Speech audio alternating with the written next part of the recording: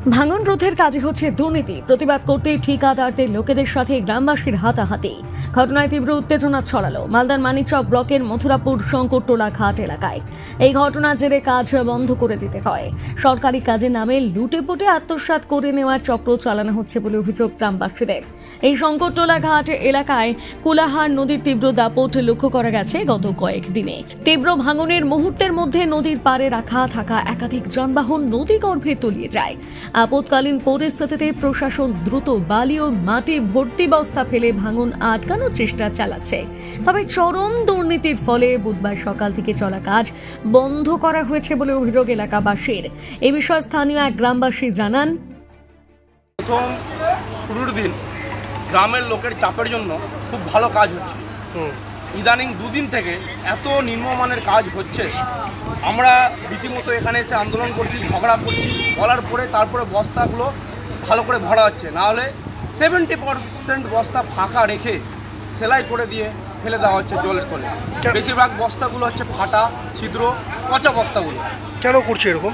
আমরা কি করে বলবো? সবাই নিজের পকেটে কি করে টাকা ঢুকবে, কি করে দালালি করবে, কি করে কাটমানি খাবে, এই জিনিসগুলো চলে আসছে, আর কিছু নেই। কেউ কি আছে এলাকার কেউ যুক্ত এর সঙ্গে?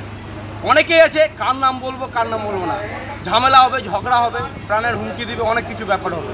তাই জন্য আমরা এখানে এসে এইটুকুই বলতে চাইছি, কাজ যেন ভালো হোক। আমাদের 1 টাকা দরকার নেই, কোনো কিছু দরকার নেই। আমরা চাই কাজ ভালো হোক, সমাজের লোক বাঁচুক। কালকে যদি বন্যা হয় পুরো মথুরাপুর ভেসে যাবে। এখন কি কাজ ভালো হচ্ছে? এখন তো বলার পরে কাজ ভালো হচ্ছে, আবার যদি সরে যায় আবার কাজ খারাপ হবে। সামান্য পরিমাণে মাটি ভর্তি করে বস্তা সেলাই করে নদী গর্ভে ফেলে দেওয়ার চেষ্টা একটা চলছিল। আর এমন পরিস্থিতিকে কেন্দ্র করে প্রতিবাদে গর্জে ওঠেন এলাকাবাসী।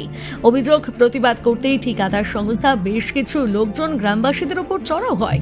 উত্তেজনার পরিস্থিতি হাতাহাতি হতেই সামাল দিতে আসরে নামে পুলিশ বাহিনী। পুলিশের হস্তক্ষেপে পরিস্থিতি নিয়ন্ত্রণে আসলেও আপাতত বন্ধ রয়েছে ভাঙন রোধের কাজ।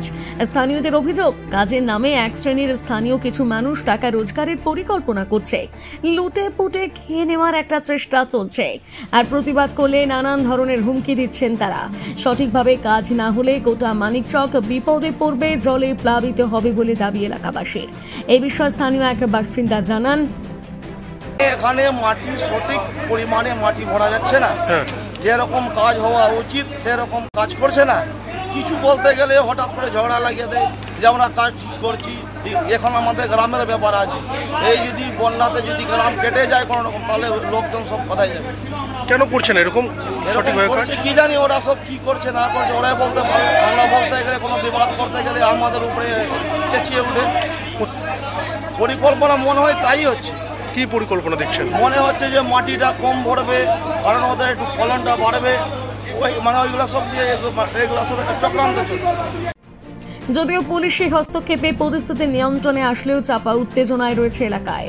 এই বিষয়ে বিজেপির জেলার সাধারণ সম্পাদক গৌরচন্দ্র মণ্ডল জানান, এই সরকার ভাঙন রোধ করতে ব্যর্থ। এই সরকার বন্যা কবলিত অসহায় মানুষদের ত্রাণ দিতে ব্যর্থ।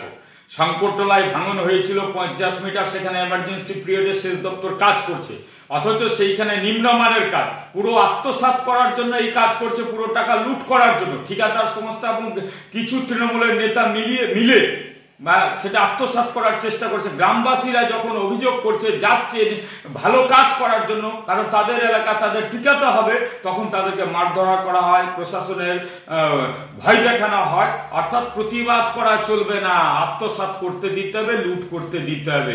আর এরা ভাঙন চায় যে এমার্জেন্সি পিরিয়ডে কাজ করে লুট চালাবো, লুট করে। এটা আমি চাই যে কত টাকার কাজ এবং এর তদন্ত চাই। আর যারা দোষী, যারা গ্রামবাসীকে, নিরীহ মানুষকে মারধর করছে, তাদের সুব্যবস্থা হোক প্রশাসনিকভাবে। মালদা থেকে পরিতোষ সরকারের প্রতিবেদন, নিউজ টুডে।